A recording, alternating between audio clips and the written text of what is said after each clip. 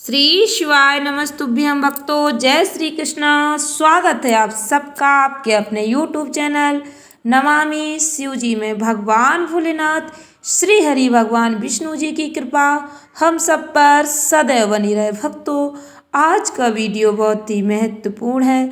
मैं अपने समस्त YouTube परिवार के सदस्यों से विनम्र निवेदन करना चाहूँगी, वीडियो को पूरा अवश्य सुनें। आज का वीडियो थोड़ा लंबा हो सकता है, वीडियो का टाइम ज़्यादा हो सकता है, किंतु आज के वीडियो में हम आपको भगवान सत्यनारायण की कथा सुनाएंगे। यह कथा सुनने मात्र से प्राणी के सभी दुख दरिद्र दूर हो जाते हैं, ऐसा हमारे शास्त्रों में वर्णन मिलता है। भक्तों, इस कथा को हम सभी को अवश्य सुननी चाहिए। पूर्णिमा के दिन इस कथा को सुनने का विशेष महत्व है। भगवान सत्यनारायण की कथा श्रवण करने मात्र से हजारों यज्ञ करने का फल प्राप्त होता है। स्कंद पुराण के अनुसार सत्यनारायण भगवान स्वयं श्री हरि भगवान विष्णु जी का ही स्वरूप है। शास्त्रों में ऐसा वर्णन मिलता है। इस कथा को सुनने वाला पूर्णिमा के दिन या फिर आप जिस दिन सत्यनारायण भगवान की कथा अपने घर में करवाते हैं, उस दिन व्रत रखते हैं, तो आपके जीवन के सभी दुखों को भगवान श्री हरि विष्णु जी स्वयं हर लेते हैं। इस कथा की महिमा स्वयं श्री हरि भगवान विष्णु जी ने देवर्षि नारद जी को बताई। इस कलिकाल में यानी कलयुग में इस कथा को बहुत ही प्रभावशाली माना गया है। जो लोग पूर्णिमा के दिन कथा नहीं करवा पाते, वे इस दिन कथा यदि सुन लेते हैं या भगवान सत्यनारायण भगवान का मन में ध्यान कर लेते हैं, तो उन्हें विशेष लाभ प्राप्त होता है। पुराणों में ऐसा वर्णन मिलता है, जिस स्थान पर भगवान सत्यनारायण की पूजा होती है, वहाँ गौरी गणेश नवग्रह और समस्त दिक्पाल आते हैं। केले के पेड़ के नीचे या घर के ब्रह्म स्थान पर पूजा करने से उत्तम फल प्राप्त होता है। भगवान सत्यनारायण के प्रसाद भोग में पंजीरी, पंचामृत, केला और तुलसी दल विशेष रूप में सम्मिलित करने चाहिए।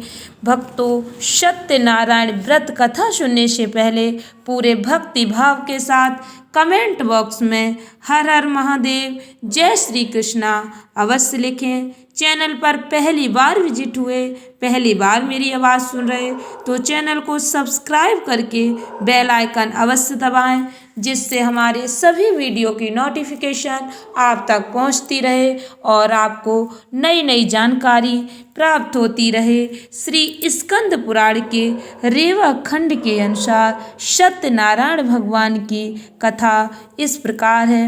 भक्तों, ध्यान से सुने और पुण्य फल प्राप्त करें। पहला अध्याय। नैमिषारण्य तीर्थ में एक समय की बात है। शौनक आदि 88,000 ऋषियों ने श्री सूत जी से प्रार्थना की, हे प्रभु, इस कलयुग में वेद विद्या सहायक प्रभु भक्ति किस प्रकार मिल सकती है तथा उनकी नियुक्ति कैसे होगी। हे मुनि श्रेष्ठ, कोई ऐसा उपाय बताएं जिससे इस समय कलिकाल में कलयुग में पुण्य प्राप्त हो सके और मन वांछित फल की प्राप्ति हो सके।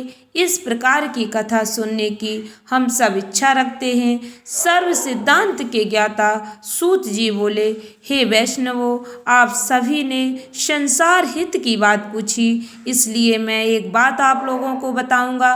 श्रेष्ठ व्रत जिसे नारद जी ने लक्ष्मी नारायण जी से पूछा था और लक्ष्मीपति ने नारद जी से कहा था, आप सब इस पर ध्यान दें, इसे ध्यान से सुने। एक बार की बात है, योगी राज नारद जी के हित की इच्छा के लिए कई लोग मृत्युलोक में पहुँचे। यहाँ उन्होंने अनेक योनियों में सामूहिक सभी प्रयोगों को अपने कर्मों द्वारा अनेकों दुखों से पीड़ित देखा। उनके दुख को देखकर नारद जी को यह लगा, यह कैसा यत्न किया जाए जिससे निश्चित रूप से मानव के दुखों का अंत हो जाए। इसी विचार पर मनन करते हुए नारद जी विष्णु लोक में चले गए। वहाँ वह देवों के ईश नारायण की स्तुति करने लगे। हाथों में शंख चक्र गदा और पद्म थे, गले में वरमाला पहने हुए थे। स्तुति करते हुए नारद जी बोले, हे भगवान, आप अत्यंत शक्तियों से युक्त हैं, मन और वाणी भी आप में है। आपका आदि मध्य और अंत नहीं है। निर्गुण स्वरूप रचना के कारण भक्तों का दुख दूर करने वाले हैं। आपको मेरा नमस्कार है। नारद जी की स्तुति सुन विष्णु भगवान बोले, हे मुनि श्रेष्ठ, आपके मन में क्या प्रश्न है? आप किस काम के लिए पधारे हैं, उसे निसंकोच कहो। इस पर नारद मुनि ने कहा, मृत्यु लोक में अनेक योनियों में मनुष्य अपने कर्मों के द्वारा अनेकों दुख से दुखी हो रहे। हे नाथ, आप मुझ पर दया करके यह बताएं कि ये इंसान किस प्रयास से अपने दुखों से छुटकारा पा सकते हैं। श्री हरि भगवान विष्णु जी बोले, हे नारद, जो इंसान इस जगत संसार से मोह छूट जाता है, जिसका वह बात मैं आपसे कहता हूँ, उसे सुनो। स्वर्ग लोक और मृत्यु लोक दोनों में एक दुर्लभ उत्तम व्रत है जो पुण्य देने वाला है। आज मैं उसे आपसे कहता हूँ। श्री सत्य नारायण भगवान का व्रत अच्छी तरह से यदि मनुष्य पूर्ण श्रद्धा भक्ति के साथ करता है तो यहाँ भी सुख भोग कर मृत्यु पर मोक्ष प्राप्त करता है। श्री हरि के वचन सुन नारद जी बोले, उस व्रत का फल क्या है और उसका विधान क्या है? ये व्रत किस प्रकार करना चाहिए? सब कुछ विस्तार से नारद जी ने कहा। प्रभु बताइए। नारद जी की बात सुनकर श्री हरि बोले, दुख व शोक को दूर करने वाला, यह सभी स्थानों पर विजय प्राप्त करने वाला है। मानव को भक्ति और श्रद्धा के साथ श्री सत्यनारायण भगवान की पूजा धर्म परायण होकर करनी चाहिए। भक्ति भाव से नैवेद्य केले का फल, घी, दूध और गेहूं के आटे का सवाया लें। गेहूं के स्थान पर साठी का आटा, शर्करा, गुड़ लेकर सभी योग पदार्थों को समग्र कर भगवान का भोग लगाया जाता है। ब्राह्मणों सहित बंधु बांधवों को भी भोजन कराएं।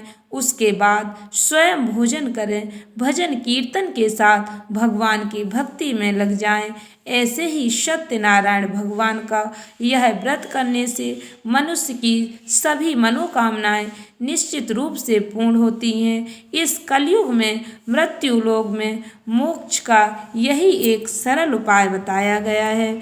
जो पूर्णिमा के दिन व्रत करके श्री सत्यनारायण भगवान की कथा सुनता है, उसके समस्त कष्ट सत्यनारायण भगवान हर लेते हैं। इति श्री सत्यनारायण व्रत का प्रथम अध्याय संपूर्ण। बोलिए सत्यनारायण भगवान की जय। कथा का दूसरा अध्याय इस प्रकार है। श्री सूत जी बोले, हे द्विजो, अब मैं पुनः पूर्व काल में जिसने इस सत्यनारायण व्रत को किया था उसे भली भांति विस्तार पूर्वक कहूँगा। रमणीय काशी नामक नगर में कोई अत्यंत निर्धन ब्राह्मण रहता था। भूख और प्यास से व्याकुल होकर वह प्रतिदिन पृथ्वी पर भटकता रहता। भगवान ने उस दुखी को देखकर वृद्ध का रूप धारण करके उस द्विज से आदर पूर्वक पूछा, हे द्विज, प्रतिदिन अत्यंत दुखी होकर तुम किस लिए पृथ्वी पर भ्रमण करते हो? हे द्विज श्रेष्ठ, यह सब बतलाओ, मैं सुनना चाहता हूँ। बोला, हे प्रभु, मैं अत्यंत दरिद्र हूँ और भिक्षा के लिए पृथ्वी पर घूमा करता हूँ। यदि मेरी इस दरिद्रता को दूर करने का आप कोई उपाय जानते हैं तो कृपा करके बतलाइए। वृद्ध बोला, हे देव, सत्यनारायण भगवान विष्णु जी अभीष्ट फल को देने वाले हैं। हे विप्र, तुम उनका उत्तम व्रत करो, जिसे करने से मनुष्य सभी दुखों से मुक्त हो जाता है। व्रत के विधान को भी यत्न पूर्वक कहकर वृद्ध रूपधारी भगवान विष्णु जी वहीं पर अंतर ध्यान हो गए। वृद्ध ने जैसा कहा उस व्रत को अच्छी प्रकार से वैसे ही करूँगा। यह सोचते हुए उसे रात में नींद नहीं आई। अगले दिन प्रातः काल उठकर सत्यनारायण का व्रत करूँगा, ऐसा संकल्प करके वह भिक्षा के लिए चल पड़ा। उस दिन भिक्षा में बहुत सा धन प्राप्त हुआ। उसी धन से उसने बंधु बांधवों के साथ भगवान सत्यनारायण का व्रत किया। इस व्रत के प्रभाव से वह श्रेष्ठ सभी दुखों से मुक्त होकर समस्त संपत्तियों से संपन्न हो गया। उस दिन से लेकर प्रत्येक महीने उसने यह व्रत किया। इस प्रकार भगवान सत्यनारायण के इस व्रत को करके वह श्रेष्ठ सभी पापों से मुक्त हो गया और उसने दुर्लभ मोक्ष पद को प्राप्त किया। हे विप्र, पृथ्वी पर जब भी कोई मनुष्य श्री सत्यनारायण भगवान का व्रत करेगा उसी समय उसके समस्त दुख नष्ट हो जाएंगे। इस प्रकार भगवान नारायण ने महात्मा नारद जी से जो कुछ कहा मैंने वह सब आप लोगों से कह दिया। आगे अब और क्या कहूँ। हे मुनि, इस पृथ्वी पर उससे सुने हुए इस व्रत को किसने किया, हम सब यह सुनना चाहते हैं। उस व्रत पर हमारी श्रद्धा और अधिक हो रही है। श्री सूत जी बोले, हे ऋषियों, पृथ्वी पर जिसने यह व्रत किया उसे आप लोग सुने। एक बार वह द्विज श्रेष्ठ अपनी धन संपत्ति के अनुसार बंधु बांधवों तथा परिवारजनों के साथ व्रत करने के लिए उद्यत हुआ। इसी बीच एक लकड़हारा वहां आया और लकड़ी बाहर रखकर उस ब्राह्मण के घर गया। प्यास से व्याकुल वह उसको व्रत करता हुआ देख प्रणाम करके उससे बोला, हे प्रभु, आप यह क्या कर रहे हैं? इसके करने से किस फल की प्राप्ति होगी? विस्तार पूर्वक मुझसे कहिए। विप्र ने कहा, यह सत्यनारायण भगवान का व्रत है जो सभी मनोरथों को प्रदान करने वाला है। उसी के प्रभाव से मुझे यह सब महान धन धान्य आदि प्राप्त हुआ है। जल पीकर प्रसाद ग्रहण करके वह नगर को चला आया। सत्यनारायण देव के लिए मन से ऐसा सोचने लगा कि आज लकड़ी बेचने से जो धन प्राप्त होगा उसी धन से भगवान सत्यनारायण का श्रेष्ठ व्रत करूंगा। इस प्रकार मन से चिंतन करता हुआ लकड़ी को मस्तक पर रखकर उस सुंदर नगर में गया जहाँ धन संपन्न लोग रहते थे। उस दिन उसने लकड़ी का दोगुना मूल प्राप्त किया। इसके बाद प्रसन्न हृदय होकर वह पके हुए केले का फल, शक्कर, घी, दूध, गेहूं का चूड़ सवाया मात्रा में लेकर अपने घर आया। इसके बाद उसने अपने बांधवों को बुलाकर विधि विधान से भगवान श्री सत्यनारायण जी का व्रत किया। उस व्रत के प्रभाव से वह धन पुत्र से संपन्न हो गया और इस लोक में अनेकों सुखों का उपभोग करके अंत में वैकुंठ लोक को चला गया। यह सत्यनारायण भगवान की जय। सत्यनारायण भगवान की कथा का दूसरा अध्याय पूर्ण हुआ। तीसरा अध्याय। श्री सूत जी बोले, श्रेष्ठ मुनियों, अब मैं पुनः आगे की कथा कहूँगा, आप लोग ध्यान से सुने। प्राचीन काल में उल्का मुख नाम का एक राजा था। वह जितेंद्रिय, सत्यवादी तथा अत्यंत बुद्धिमान था। वह विद्वान राजा प्रतिदिन देवालय जाता और धन देकर संतुष्ट करता। कमल के समान मुख वाली उसकी धर्म पत्नी शील, विनय, सौंदर्य आदि गुणों से संपन्न पति परायणा थी। राजा एक दिन अपनी धर्म पत्नी के साथ भद्रशिला नदी के तट पर श्री सत्यनारायण का व्रत कर रहा था। उसी समय व्यापार के अनेक प्रकार की पुष्कल धनराशि से संपन्न एक साधु नाम का बनिया वहां आया।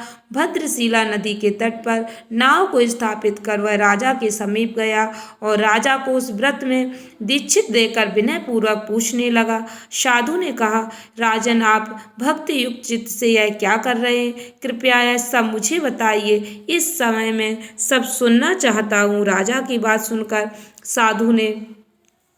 राजा बोले, हे साधु, पुत्र आदि की प्राप्ति की कामना से अपने बंधु बांधवों के साथ में अतुल तेज संपन्न भगवान विष्णु जी का व्रत पूजन कर रहा हूँ। ऐसा सुनकर साधु ने आदर पूर्वक कहा, राजन, इस विषय में आप मुझे सब कुछ विस्तार से बतलाइए। आपके कथन अनुसार मैं व्रत एवं पूजन करूँगा। मुझे भी संतान चाहिए, इससे अवश्य ही संतान प्राप्ति होगी। ऐसा विचार कर वह व्यापार से निवृत्त हो आनंद पूर्वक अपने घर आया।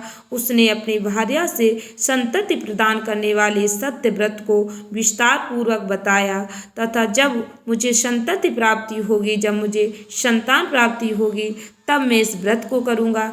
इस प्रकार उस साधु ने अपनी भार्या लीलावती से कहा।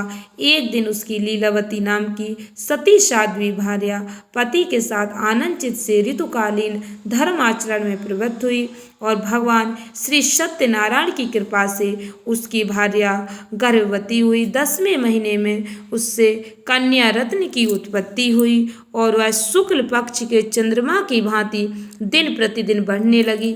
उस कन्या का नाम कलावती रखा रखा गया। इसके बाद एक दिन लीलावती ने अपने स्वामी से मधुर वाणी में कहा, आप पूर्व में संकल्पित श्री सत्यनारायण के व्रत को क्यों नहीं कर रहे? साधु बोला, प्रिय, इसके विवाह के समय व्रत करूंगा।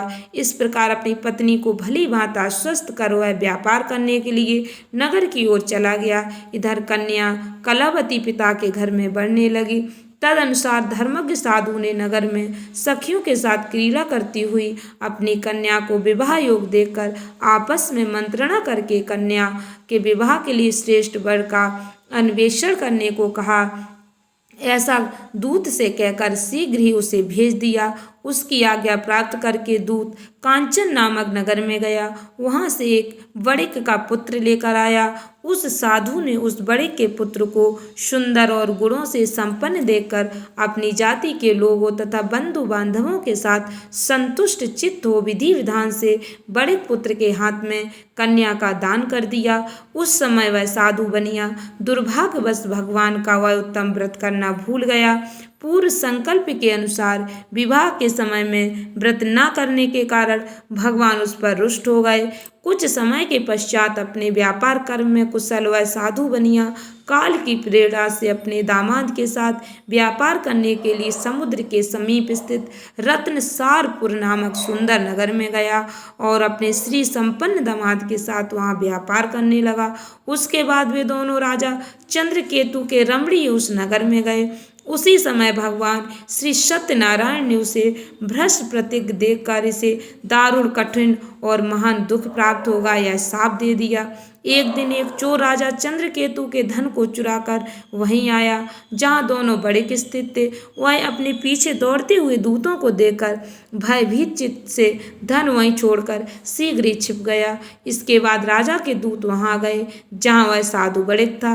वहां राजा के धन को देखकर वे दूत उन दोनों बड़े पुत्रों को बांध कर ले आए और हर्षपूर्वक दौड़ते हुए राजा से बोले, प्रभु, हम दो चोर पकड़ लाए, इन्हें देकर आप आज्ञा दें। राजा की आज्ञा से दोनों शीघ्र ही दृढ़तापूर्वक बांधकर बिना विचार किए महान कारागार में डाल दिए गए। भगवान सत्यदेव की माया से किसी ने उन दोनों की बात नहीं सुनी और राजा चंद्रकेतु ने उन दोनों का धन भी ले लिया। भगवान के शाप से बड़े के घर में उसकी भार्या भी अत्यंत दुखित हो गई और उनके घर में सारा का सारा जो धन था वह चोरों ने चुरा लिया। लीलावती शारीरिक तथा मानसिक पीड़ाओं से युक्त भूख और प्यास से दुखी हो अन्न की चिंता से दर दर भटकने लगी। कलावती कन्या भी भोजन के लिए इधर उधर प्रतिदिन घूमने लगी। एक दिन भूख से पीड़ित कलावती एक के घर गई। वहां जाकर उसने श्री सत्यनारायण के व्रत पूजन को देखा। वहां बैठकर उसने कथा सुनी और वरदान मांगा। उसके बाद प्रसाद ग्रहण कर वह कुछ रात होने पर घर गई। माता ने कलावती कन्या से प्रेम पूर्वक पूछा, पुत्री, रात में तू कहाँ रुक गई थी? तुम्हारे मन में क्या है? कलावती कन्या ने तुरंत माता से कहा, माँ, मैंने एक घर में मनोरथ प्रदान करने वाला व्रत देखा है। कन्या की उस बात को सुनकर वह बड़ी की भार्या व्रत करने को उद्यत हुई और प्रसन्न मन से उस साध्वी ने बंधु बांधवों के साथ भगवान श्री सत्यनारायण का व्रत किया। इस प्रकार प्रार्थना की, भगवान, आप हमारे पति एवं जामाता के अपराध को क्षमा करें। वे दोनों अपने घर शीघ्र आ जाएं। इस व्रत से भगवान सत्यनारायण पुनः संतुष्ट हो गए तथा उन्होंने नृपश्रेष्ठ चंद्रकेतु को स्वप्न में कहा, नृपश्रेष्ठ प्रातःकाल दोनों वणिकों को छोड़ दो और वह सारा धन भी दे दो जो तुमने उनसे समय ले लिया है, अन्यथा राज, धन एवं पुत्र सहित मैं तुम्हारा सर्वनाश कर दूंगा। राजा से स्वप्न में ऐसा कहकर भगवान सत्यनारायण अंतर्ध्यान हो गए। इसके बाद प्रातःकाल राजा ने अपने सभासदों के साथ सभा में बैठकर अपना स्वप्न लोगों को बताया और कहा, दोनों बंदी वणिक पुत्रों को शीघ्र ही मुक्त कर दो। राजा की ऐसी बात सुनकर राजपुरुष दोनों महाजनों को बंधन मुक्त करके राजा के सामने लाकर विनय पूर्वक बोले, महाराज, बेड़ी बंधन से मुक्त करके दोनों बड़े पुत्र लाए गए। इसके बाद दोनों महाजन नृपश्रेष्ठ चंद्रकेतु को प्रणाम करके अपने पूरे वृतांत का स्मरण करते हुए भय विह्वल हो गए और कुछ बोल न सके। राजा ने बड़े पुत्रों को देखकर आदर पूर्वक कहा, आप लोगों को प्रारब्धवश यह महान दुख प्राप्त हुआ है, इस समय अब कोई भय नहीं है। ऐसा कहकर उनकी बेड़ी खुलवाकर क्षौर कर्म आदि कराया। राजा ने वस्त्र अलंकार देकर उन दोनों बड़े पुत्रों को संतुष्ट किया। तथा सामने बुलाकर वाणी द्वारा अत्यधिक आनंदित किया।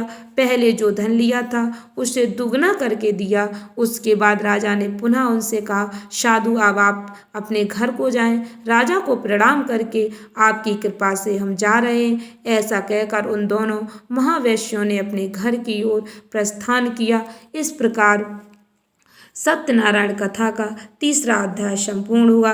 बोलो सत्यनारायण भगवान की जय। चौथा अध्याय इस प्रकार है। श्री सूत जी बोले, साधु बनिया मंगलाचरण करके और ब्राह्मणों को धन देकर अपने नगर के लिए चल पड़ा। साधु के कुछ दूर जाने पर भगवान सत्यनारायण की उस सत्यता की परीक्षा के विषय में जिज्ञासा हुई। साधु, तुम्हारी नाव में क्या भरा है?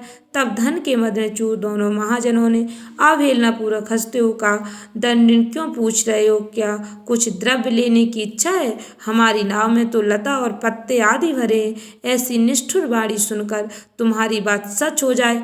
ऐसा कहकर दंडी सन्यासी को रूप धारण किए हुए भगवान कुछ दूर जाकर समुद्र के समीप बैठ गए। दंडी के चले जाने पर नित्य क्रिया करने के पश्चात उतराई हुई जल में ऊपर की ओर उठी हुई नौका को देखकर साधु अत्यंत आश्चर्य में पड़ गया और नाव में लता और पत्ते देखकर मूर्छित हो पृथ्वी पर गिर पड़ा। सचेत होने पर बड़े पुत्र चिंतित हो गया। तब उसके दामाद ने इस प्रकार कहा, आप शोक क्यों करते हैं? दंडी ने साफ दे दिया है। इस स्थिति में वे ही चाहें तो सब कुछ कर सकते हैं, इसमें संशय नहीं आता। उन्हीं की शरण में हम चले, वहीं मन की इच्छा पूर्ण होगी। दामाद की बात सुनकर वह साधु बनिया उनके पास गया और वहां दंडी को देखकर उनसे भक्ति पूर्वक प्रणाम किया तथा आदर पूर्वक कहने लगे, आपके सम्मुख मैंने जो कुछ कहा है, असत्य भाषण रूप अपराध किया है, आप मेरे उस अपराध को क्षमा करें। ऐसा कहकर बारंबार प्रणाम करके वह महान शोक से आकुल हो गया।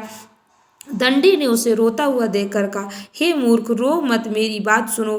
मेरी पूजा से उदासीन होने के कारण मेरी आज्ञा से ही तुमने बारंबार दुख प्राप्त किया है।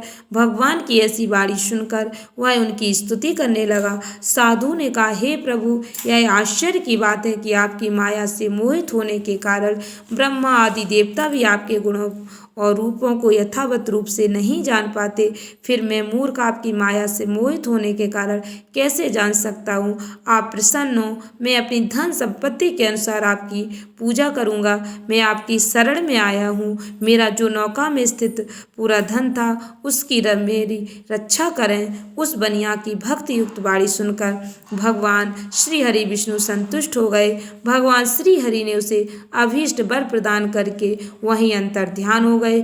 उसके बाद वह साधु अपनी नौका में चढ़ा और उसे धन धान से परिपूर्ण देखकर भगवान सत्यदेव की कृपा से हमारा मनोरथ सफल हो गया। ऐसा कहकर स्वजनों के साथ भगवान जी की विधिवत पूजा की। भगवान श्री सत्यनारायण की कृपा से वह आनंद से परिपूर्ण हो गया और नाव को प्रयत्न पूर्वक संभाल कर अपने देश के लिए प्रस्थान किया। साधु बनिया ने अपने दामाद से कहा, वह देखो, मेरी रत्नपुरी नगरी दिखाई दे रही है। इसके बाद उसने अपने धन के रक्षक दूत को अपने आगमन का समाचार देने के लिए अपनी नगरी में भेजा। उसके बाद उस दूत ने नगर में जाकर साधु की भार्या को देख हाथ जोड़कर प्रणाम किया, उसके लिए अभीष्ट बात कही। सेठ जी अपने दामाद तथा बंधु वर्गों के साथ बहुत सारे धन धान से संपन्न होकर नगर के निकट पधार गए। दूत के मुख से यह बात सुनकर वह महान आनंद से विह्वल हो गई और उस साध्वी ने श्री सत्यनारायण की पूजा करके अपनी पुत्री से कहा, मैं साधु के दर्शन के लिए जा रही हूँ, तुम शीघ्र आओ। माता का ऐसा वचन सुनकर व्रत को समाप्त करके प्रसाद का परित्याग कर वह कलावती भी अपने पति का दर्शन करने के लिए चल पड़ी। इससे भगवान सत्यनारायण रुष्ट हो गए और उन्होंने उसके पति को नौका को धन के साथ हरण करके जल में डुबो दिया। इसके बाद कलावती कन्या अपने पति को न देख महान शोक से रुदन करती हुई पृथ्वी पर गिर पड़ी। नाव का अदर्शन तथा कन्या को अत्यंत दुखी देख भयभीत मन से साधु बनिया ने सोचा, यह क्या आश्चर्य हो गया। नाव का संचालन करने वाले भी सभी चिंतित हो गए। तदंतर वह लीलावती भी कन्या को देखकर बेहवल हो गई और अत्यंत दुख से विलाप करती हुई अपने पति से इस प्रकार बोली, अभी अभी नौका के साथ वह कैसे अलक्षित हो गया। न जाने किस देवता की उपेक्षा से वह स्वजनों का हरण कर ली गई, अथवा श्री सत्यनारायण का महात्म कौन जान सकता है। ऐसा कहकर वह स्वजनों के साथ विलाप करने लगी और कलावती कन्या को गोद में लेकर रोने लगी। कलावती कन्या भी अपने पति के नष्ट हो जाने पर दुखी हो गई। पति की पादुका लेकर उनका अनुगमन करने के लिए उसने मन में निश्चय किया। कन्या के इस प्रकार के आचरण को देख भार्या सहित वह धर्मज्ञ साधु बनी अत्यंत शोक संतप्त हो गया और सोचने लगा, या तो भगवान सत्यनारायण ने अपहरण किया अथवा हम सभी भगवान सत्यदेव की माया से मोहित हो गए हैं। अपनी धन शक्ति के अनुसार मैं भगवान श्री सत्यनारायण की पूजा करूंगा। सभी को बुलाकर इस प्रकार कहकर उसने अपने मन की इच्छा प्रकट की और बारंबार भगवान सत्यनारायण को दंडवत प्रणाम किया।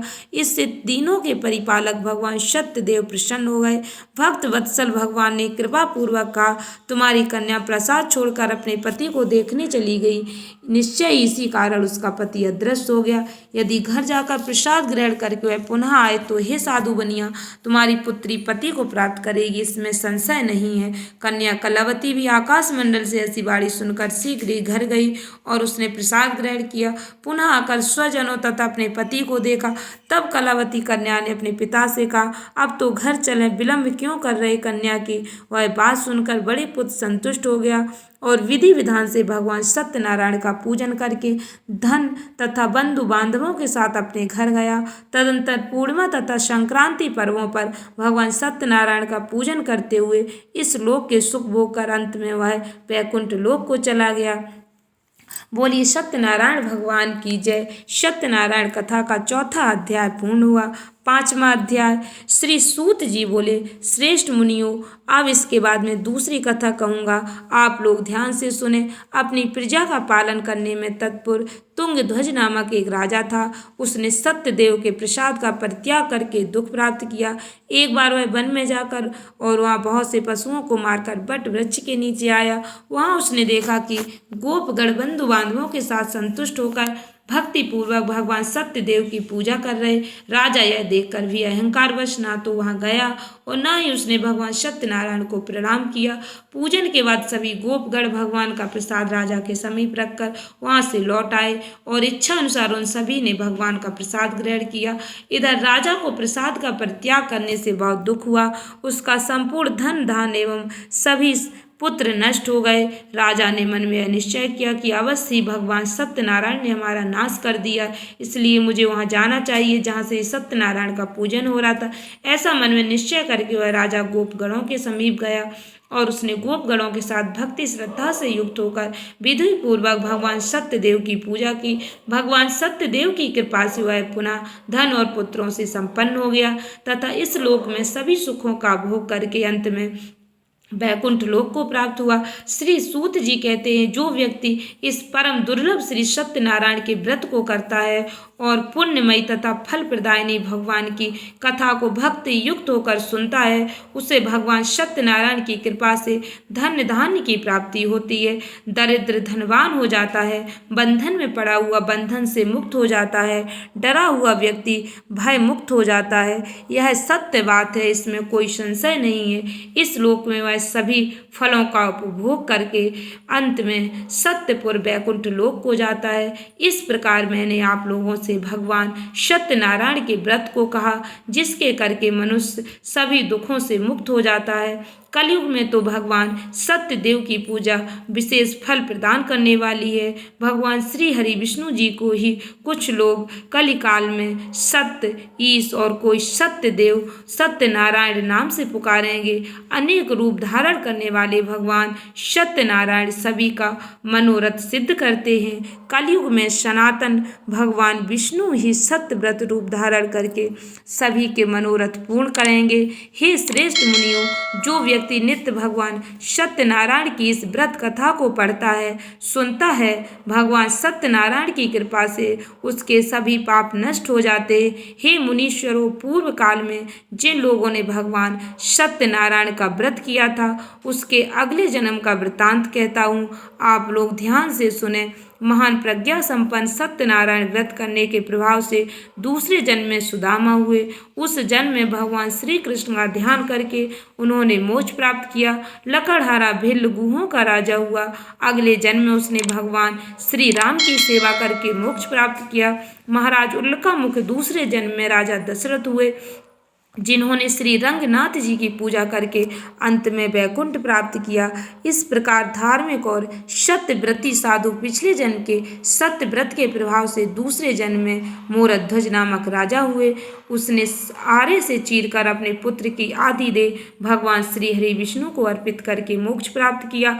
महाराजा तुंगध्वज जन्मांतर में स्वयंभू मनु हुए और भगवत संबंधी संपूर्ण कार्यों का अनुष्ठान करके वैकुंठ लोक को प्राप्त हुए। जो गोपगण थे वे सब जन्मांतर में ब्रजमंडल में निवास करने वाले गोप हुए और सभी राक्षसों का संहार करके उन्होंने भी भगवान का शाश्वत धाम गोलोक प्राप्त किया। इस प्रकार श्री स्कंद पुराण के अंतर्गत रेवा खंड में वर्णित श्री सत्यनारायण व्रत कथा का यह 5वां अध्याय पूर्ण हुआ। बोलो सत्यनारायण भगवान की जय।